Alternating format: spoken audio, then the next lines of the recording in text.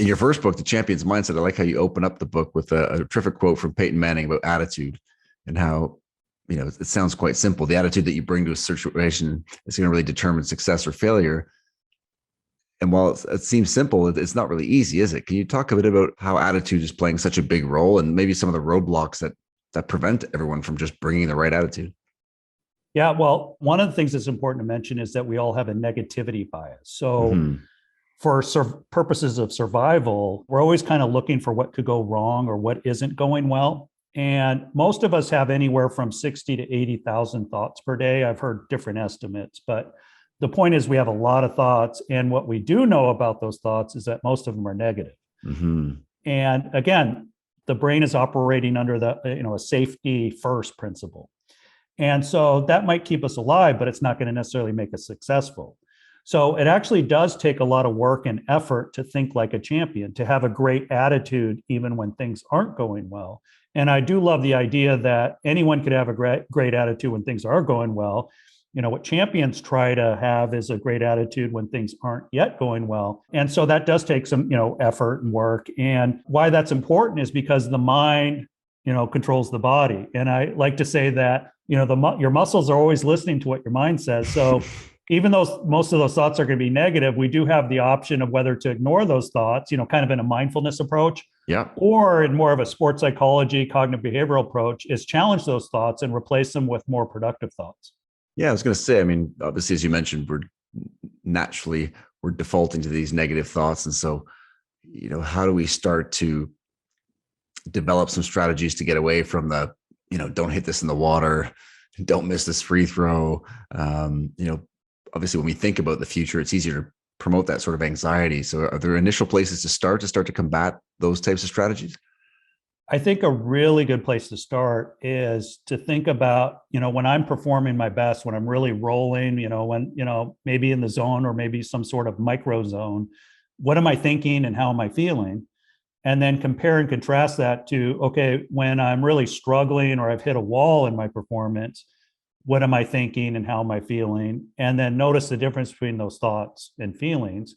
And then, okay, let's rehearse, let's work on the thoughts that work for me. And then, especially when those negative thoughts pop up, having a game plan in terms of how to tackle those thoughts. So for example, one of the top softball players in the country that I'm working with, she was really struggling with, really tough conditioning in her, Mm-hmm. with her college program. And, she wasn't used to it at the high school level. So it was a big adjustment moving up to the college level. For sure. So she was having thoughts like, maybe I don't belong, maybe I'm not good enough. Can I really do this? And, her confidence took a big hit in her conditioning. And so what we talked about is, okay, let's replace those with more powerful and productive thoughts. So she came up with, I'm not alone. I can do this. I am strong. So I'm not alone. I'm with my teammates. We're all in it together. And then I can do this. I am strong. And she kept repeating those thoughts. And then she got back to me with a text message saying, I crushed the workout today. And, and then she was off and running after that. Yeah, it's amazing how much obviously athletes are working on their physical games and the mental game being such a key differentiator between winning and losing, and how we need to be working more on our mental game. And, whether the strategies are, is it the self-talk, the goal setting, the visualization, the breathing techniques? There are a plethora of different techniques. Is it really context driven in terms of what that individual needs? Are there certain starting points for people with their, coach or athlete listening in? I like starting with a psychological framework or a particular mindset, which is think gold and never settle for silver. And so you got to start with, do I really want to see how good I can be? Mm-hmm. And how badly do I really want that? And once you decide to go after big things in life and, you have big ideas and big goals, then it's like, okay, I need to start looking at everything that comes, my way as a challenge to meet rather than a threat to avoid. So when you're really thinking gold in your life and wanting to live a gold medal life, you have to attack everything instead of, run for cover. And so I like to start with that. And it's kind of having a predator mindset or, a champion mindset or attitude. And then all the skills and strategies help to support that in terms of building our confidence, our concentration, our composure, and commitment. Gotcha. And are there certain aspects with certain groups of athletes that tend to be the areas that we need to focus on, or does it become very individual to the person of those particular traits that you're trying to support?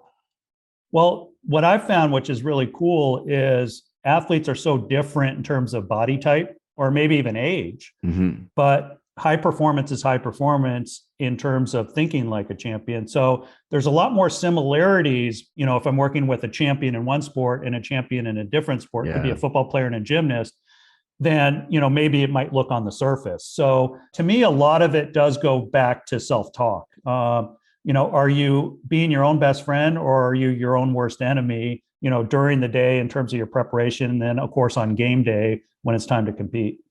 Yeah, that's a great point. And I think, my generation was sort of the Bobby Knight, a lot of, the coaches getting on the players and they would lift you up as well. But I think a lot of those patterns can get ingrained and people with just kind of using that same sort of self-talk.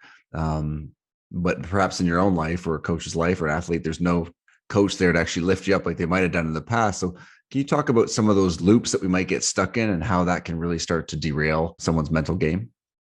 Yeah, it's really easy. Again, it's just kind of garbage in, garbage out. We tend to get stuck with, negative, repetitive thoughts. So we might, have a tough game and we underperform and we just really start to beat ourselves up. I suck, I'm terrible, I let the team down. And even though that feels a little bit good in the sense that it shows that I care and, Yep. and I'm not happy with settling for less than my best, it really just eats away at our core confidence. And so you really need to nip that in the bud and say, you know what? What did I do well? Give myself credit for that. What can I do better? And now that I know that, and sometimes it's just a small adjustment or, a little correction, I'm going to really start putting my best foot forward by making that correction. So now I'm a better player.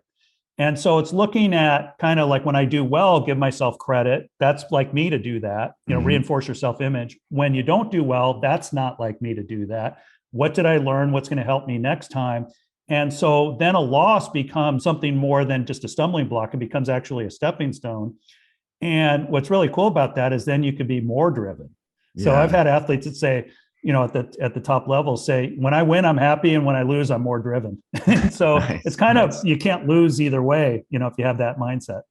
Oh, it's tremendous. And, Doc, when we think about some of the athletes, I'm thinking a lot of basketball players now, especially because they come into the league at such a young age. And of course, at Canada basketball, we get them 13 years old and we see this progression, which is great to actually be there for that whole progression. But a lot of them are obviously succeeding at a high clip the whole time. I mean, there's no real, there's challenges, but there are no real fundamental challenges, maybe until they reach this really high level where now they're not the star player. They're not getting all the minutes. They're at the end of the bench. And this might actually be, despite best intentions along the way of being able to put in some of these skills, mental skills, it might actually be the first time where they really realize I've got to do something, or maybe they don't, but it's a situation in which it's going to really be useful for them now. How do you navigate that when you're, particularly if the athlete maybe isn't the one to realize that they need that mental training? They might be a little bit on the fence, or unfortunately, some of those athletes that are a bit standoffish, but we know that this is the thing that's really separating them from being able to realize, like you say there, realizing their potential. Yeah, it's really tricky because for athletes that are not quite the best at what they do, they realize, look, I need to be mentally tougher, or, I can't get away with making too many mistakes, mental mistakes out there on the field or on the court. So they could be a little bit more open-minded about what do you got for me today, if they see me. Mm-hmm. Whereas some of the superstars are like, hey, I didn't need this to get to this point, so I don't need it now. And my attitude is what got you here isn't necessarily what's going to keep you here. It's not a race just to get to this level. It's a race to stay at this level and see how good you can be. 100%. I do think that sports psychology is definitely becoming sexier and, kind of more in vogue. Mm-hmm. And I think that's important, especially mental health as well. And, I have a doctorate in sports psychology, but I'm also a licensed mental health counselor. And so sometimes athletes might come to see me for personal issues and then Yep. say, well, what do you got for me, in terms of my game, or vice versa? We're working on their mental game. And then it's like, man, my parents are going through a divorce, or, I'm dealing with some substance abuse challenges. And so I really like working with the total athlete.